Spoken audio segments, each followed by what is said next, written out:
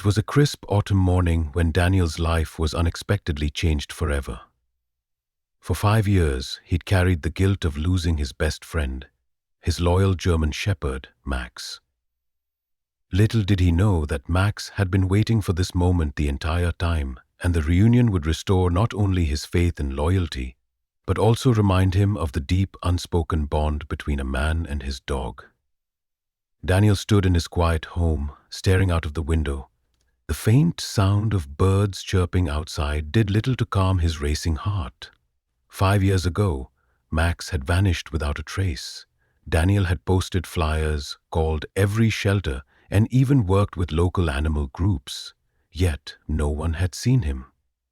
He had resigned himself to the idea that Max was gone forever. But today was different. As he sipped his morning coffee, the doorbell rang. At first, Daniel thought it was a mistake, maybe a neighbor dropping by. But when he opened the door, his eyes locked onto a familiar face, one he hadn't seen in years. Max.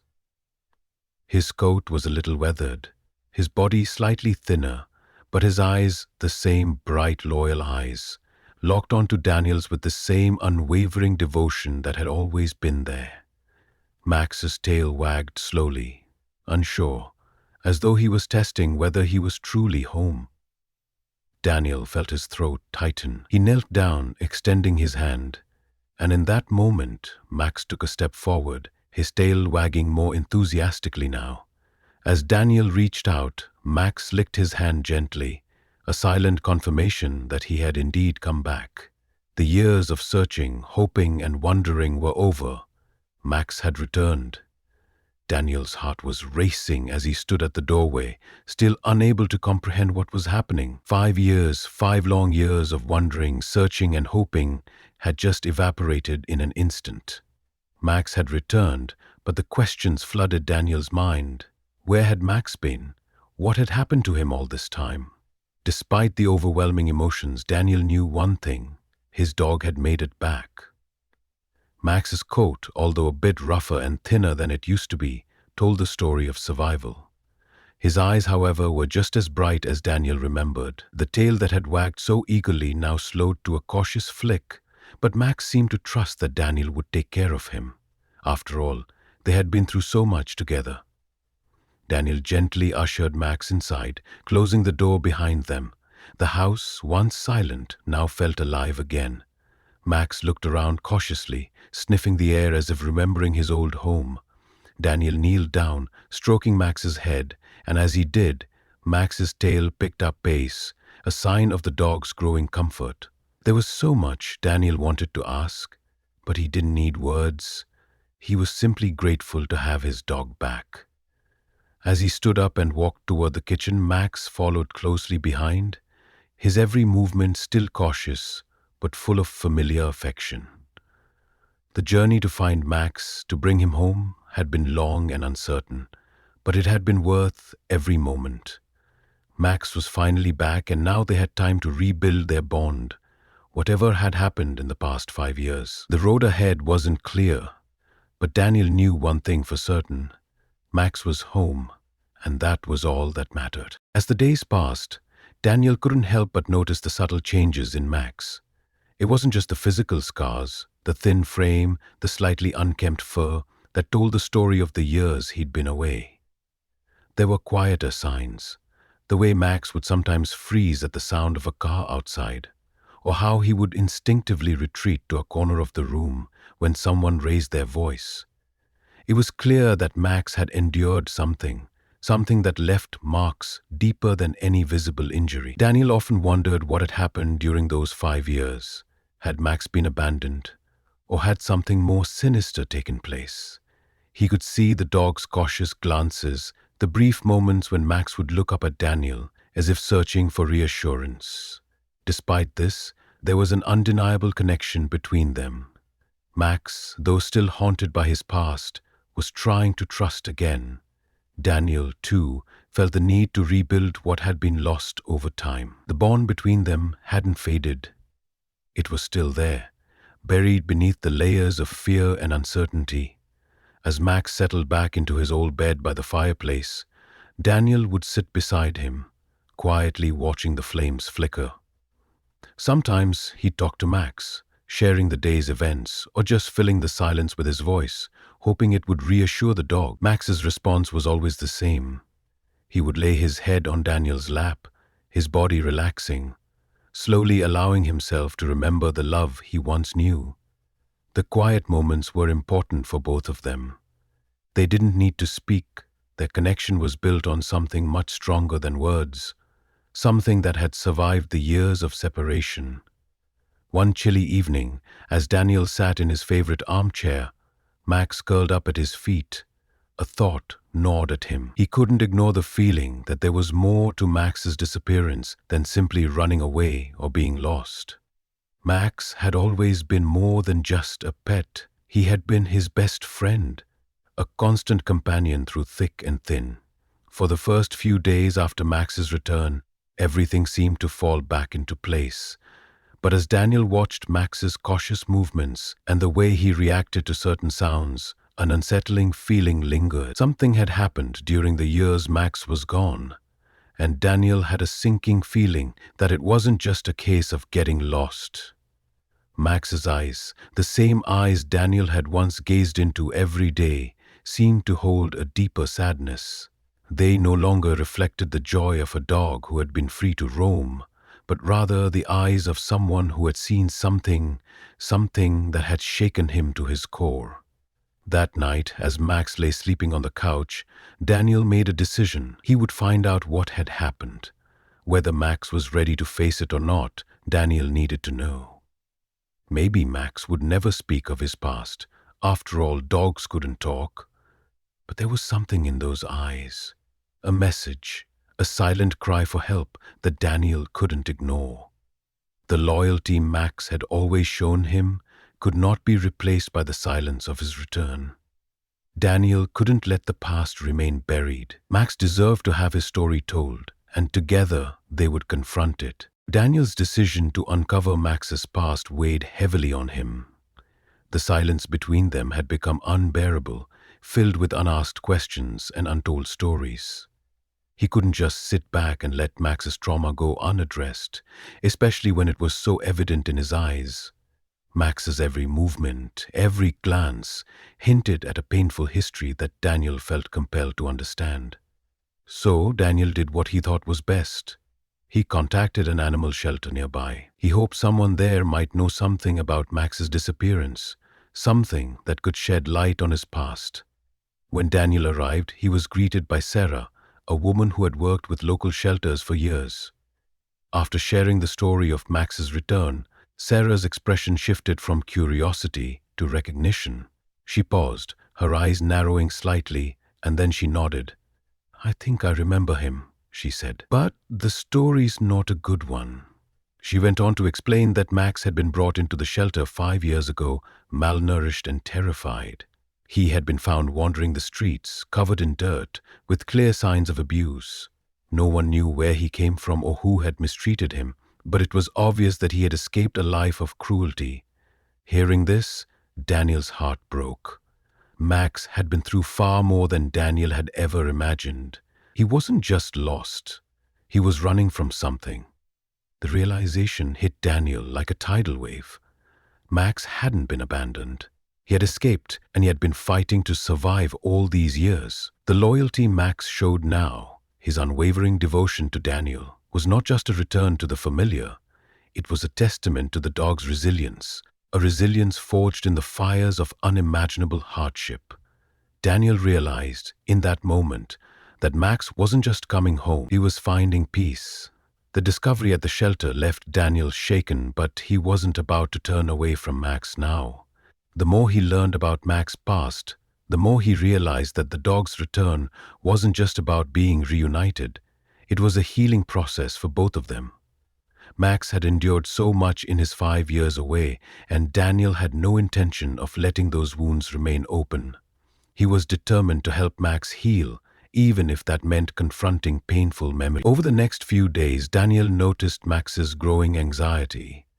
There were moments when he would freeze in place, his body tense, his eyes darting to the door or window as though expecting something or someone to appear. Daniel couldn't help but wonder if Max was still haunted by the fear of being chased, of being taken away again. One afternoon, as Daniel was sitting on the porch, Max suddenly bolted upright and began pacing around the yard. His ears were pinned back and his body was stiff with fear. Daniel's heart sank as he watched Max, his loyal companion, become consumed with terror. It was as if Max saw something in the distance that only he could sense. "What is it, boy?" Daniel murmured, reaching for him, but Max quickly darted away, his body trembling. Daniel stood up, looking around, his instincts telling him that something wasn't right. He couldn't shake the feeling that someone or something was watching them. After a few tense moments, Max stopped pacing, his body still quivering. Slowly he turned and walked back to Daniel, his tail low. Daniel knelt down and gently placed a hand on his back. "You're safe now, Max. No one's going to hurt you again," he whispered. But deep down, Daniel knew that Max's past wasn't finished haunting him. There were still ghosts to face. Daniel would have to be patient, but he would be there, every step of the way. Despite Daniel's efforts to reassure Max, the unease never fully left the dog. Max had always been a vigilant protector, but now his vigilance bordered on paranoia. At night he would bark at shadows, growl at the slightest sound, and pace restlessly by the door. It wasn't normal behavior, and Daniel's concern grew. He knew that Max wasn't just scared, he was reliving something. The constant tension in the air was beginning to affect Daniel too. He would lie awake in bed, listening to the occasional bark or whimper from Max, unable to shake the feeling that something was off. It wasn't just the dog's fear, it was his own.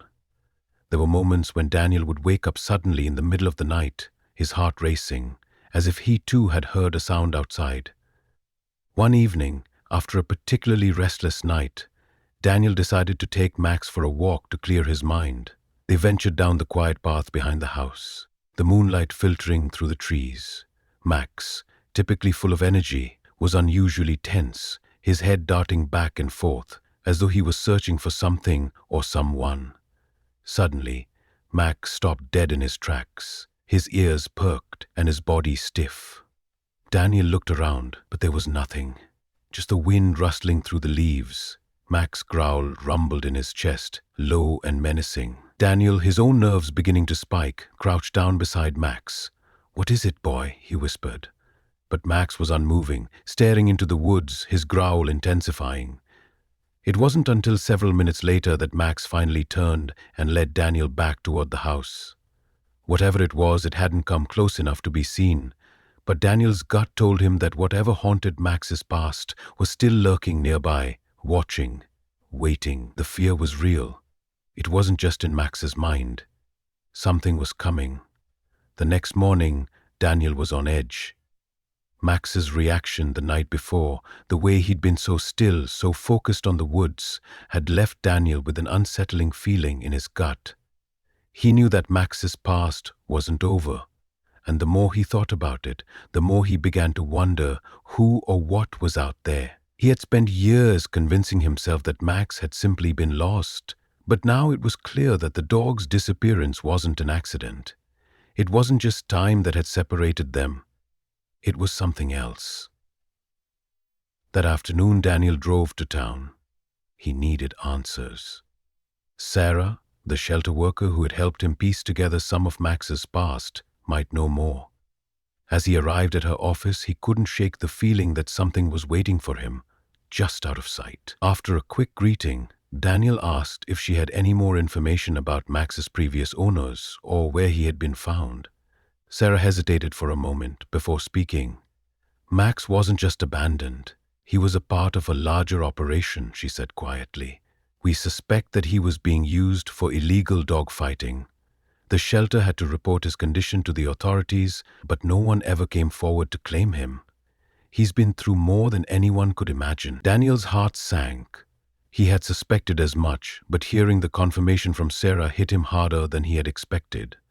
Max had been through hell, and whoever was behind it was still out there.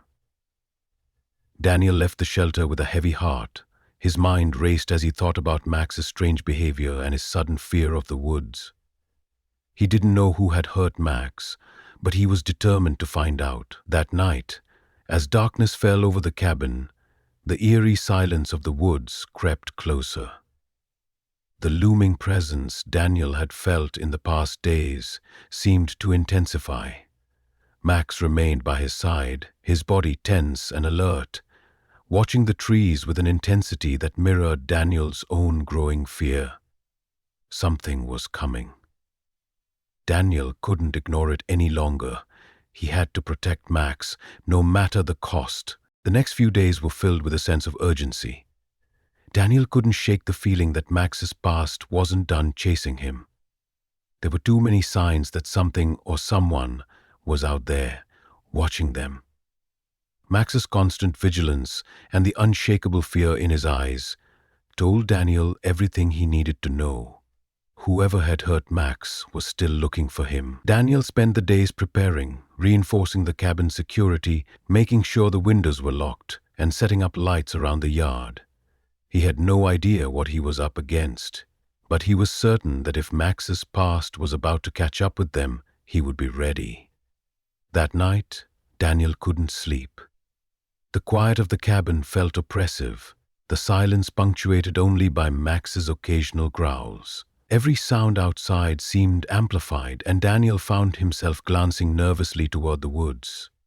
He had a deep, gnawing feeling that the worst was still ahead. At around 3 a.m., Max suddenly bolted upright, his fur bristling as he stood at the window, growling low and fierce. Daniel's heart skipped a beat. He grabbed the rifle that he had kept close for weeks now and quietly moved toward the window. Max's eyes were fixed on the tree line just beyond the yard, and Daniel could feel the tension in the air. There was someone out there. Daniel cautiously opened the door, the cool night air rushing in as he stepped outside, rifle in hand. He called out into the darkness, "Who's there?" The silence hung heavy. Max stayed close by his side, his eyes never leaving the shadows of the trees. Daniel's fingers tightened around the rifle as a figure slowly emerged from the woods. The man's face was obscured by the hood of a worn jacket, but there was no mistaking the cold, calculating look in his eyes. "You've got something of mine," the man said, his voice low and steady. "That dog's mine." Daniel's blood ran cold. This was it. The person responsible for Max's suffering standing right in front of him. "He's not yours," Daniel replied, his voice firm. "He's not going anywhere." The man's eyes narrowed. "You don't know what you're dealing with." Max let out a deep growl, stepping in front of Daniel, his body stiff with anger and fear. The man hesitated, his eyes flicking nervously between Daniel and the dog. For a moment neither moved, the tension between them thick and palpable. Daniel's grip on the rifle tightened. He wouldn't let Max go. Not again. The man took a step back, his face twisting into a sneer. "This isn't over," he spat, before turning and disappearing back into the woods. Daniel stood frozen for a moment, his heart pounding in his chest. The danger wasn't over, but now Daniel had something to fight for. He had Max, and nothing, no one, was going to take him away again. The next morning, the sun rose over the quiet cabin, casting a golden light over the land. The calmness of the morning contrasted sharply with the tension that had filled the air the night before. Daniel couldn't help but feel a sense of relief after the confrontation, but the words the man had spoken echoed in his mind. This isn't over. Despite his victory in protecting Max, Daniel knew that they weren't completely safe. Whoever that man was, he wasn't going to give up easily. But for now, the most important thing was that Max was home. Daniel spent the day reinforcing the cabin's security, checking every lock and window, making sure that no one could get inside. But even as he worked, a part of him couldn't stop worrying. The man would return. He had to. As evening fell and the shadows lengthened, Daniel made his way into the living room, where Max and the pups were curled up by the fire. The warmth from the flames felt comforting, but the anxiety in Daniel's chest remained. Max, sensing his unease, slowly walked over and lay by his feet, his head resting on Daniel's lap. For the first time since his return, Max seemed at peace. He had found safety, and in that safety, he had found a little bit of the joy he had once known. Daniel stroked Max's fur, the dog's body relaxing under his touch. As the fire crackled softly, Daniel looked down at Max and whispered, "We'll be okay. You're home and you're safe, and we'll face whatever comes next together." Max's tail thumped gently against the floor, a sign that he was starting to trust again, starting to believe that the fear he had lived with for so long might finally be behind him. For Daniel, it was a moment of quiet victory. He had fought not just for Max's safety, but for a second chance. For both of them. They had been through hell, but now, in the quiet of the cabin, they were free. And nothing would ever take that from them again.